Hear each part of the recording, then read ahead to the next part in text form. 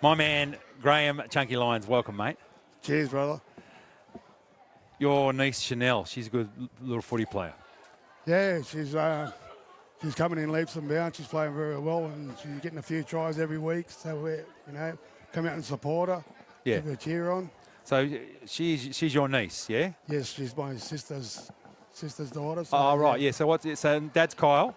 Yeah. And what's your sister's? Sister Susan. Oh, yeah. Susan. Oh, right. Yeah. Oh, there you go. So I should have known that, but I know now.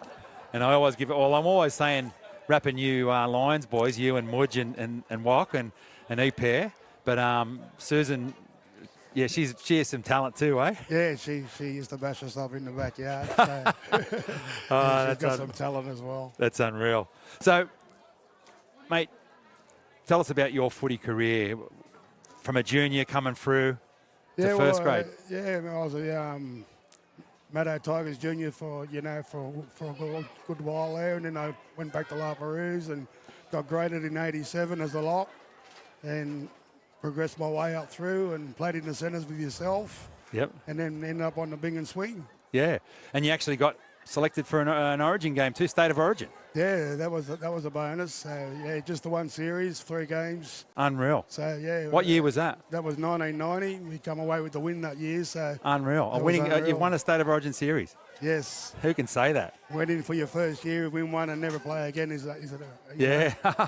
So take us back. So you got graded in '87 with the Rabbitohs, but what about your NRL debut? What year was that and what game? I think it was in '89. Like '88 was when I run on and come off the bench and that. But my debut was in '89. Okay. And it was against Balmain Tigers in the National Panasonic Cup at Belmore Oval. Unreal. So I packed in at lock, and scared as all hell was too. So we had a good time in '89. Me and you were in the centres, and we had the great George Piggins as coach. And we won every away game. We were minor premiers. We had the world at our feet. It didn't happen. Obviously, we got beaten by the Tigers, and then we got beaten by the Raiders.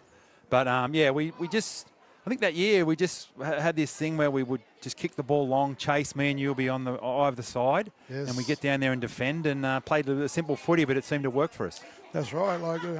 I think it was communication was our bonus that year, like with Craig Coleman and Phil Blake communicating out wide that every time they kicked, we knew that the chase was on. So yeah, I think that was a big bonus, and we were more that year in '89. We was a real knit family type side. Yeah, which made it a lot easier for all of us, I think. Yeah, it's just the devastation of being minor premiers by, I think it was 5 points, and then just going out the back door. I mean, it was tough, but look, and then so we'll fast forward to when as players we felt the pain, and as our supporters we felt the pain, and then for them to finally turn it around and have some success and win that comp in 2014, that was a good year. Yeah, it was absolutely a good year for us. Yeah. And it was a pity it didn't happen in '89, but we had to wait a few more years to 2014. But yeah, what a great year, and it was a great side too. Young Suddo and all that coming out with their, doing what they did. Yeah. Coming off with injuries and everything else, playing with injuries. Yeah. Sam Burgess playing with a broken cheekbone. How's that? Unreal. It was so takes you back to the day of the Johnny Sats. Yeah, it does. It was like Sats, wasn't it? It was just one of those legendary stories. And I know personally, just having lost that final series and then the pain of that, it sort of took it away a little bit. It never will completely take it away, but just to finally, because we were bad for so long, and then to finally turn it around and become, back to where we should be was very satisfying. That's right. Yeah. Yeah. We got a lot of thanks for George Piggins for all of that and the way he fought for us and the way he coached us at the time. Yeah. Yeah. So and I think his legacy will live on for a lot of years. Absolutely. And, we fought our way up to be this powerhouse, and we always expect to be in the top 4. But the last few years, it's sort of gone a bit pear-shaped, hasn't it? So I don't know what's happened there.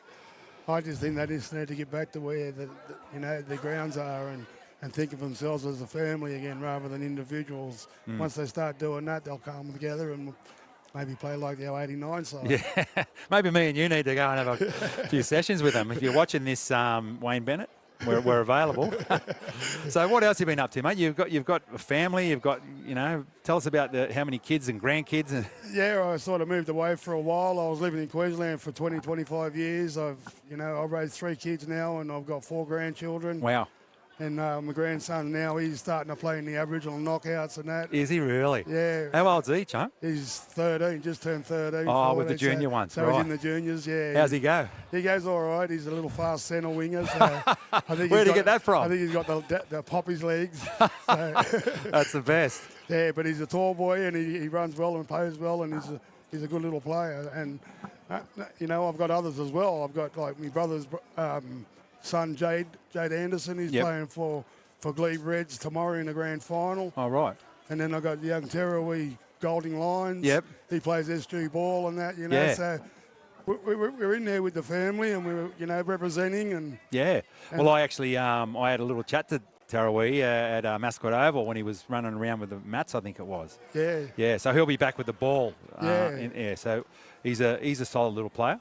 Yeah, he just played New South Wales schoolboys and all that stuff. So, Right. Yeah, he's made representative and he's a good little player. Yeah, so hopefully we bring him through. He could be one to watch. Yes, definitely. Hope so. After several years on the Goldie and that, and got myself a job on the council. So, just doing parks and gardens and that. Yeah. Mowing all the gardens and areas out La Perouse and cleaning up the gardens and making sure they look spick. Yeah, it's not a bad job. It's a couple of good guys on there. Oni, the president of Botany Football Club, Glenn Pritchard, and my brother's on there and a few others. Yeah, great people. Everyone made it very easy for my transition to come down and move into the company. Yeah. So.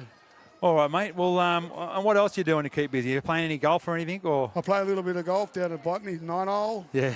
And I was joined up with Ramick there at Malabar, but it just sort of fell away a little bit. So I'll get out and have a social game. Yeah. And catch up with the rest of the mates. Yeah, and also we also get together with the South Players Association, the Raging Rabbits, and you've taken up that. You've blokes like George in that, and it's good to get together with the old boys and it's good for our mental health. Get together and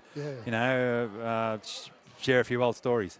Yeah, well, unfortunately, I missed last Friday night. And so did I. Yeah, and I didn't get out there, but I've normally catch up with them at every other one. So I love when the boys get together, especially when the spa puts it all on and turns it up for us. So yeah. All right, mate. I'll let you go. Thanks for coming on. No worries. And the second half will be starting soon. No worries. Thank you. Thanks, Chunk.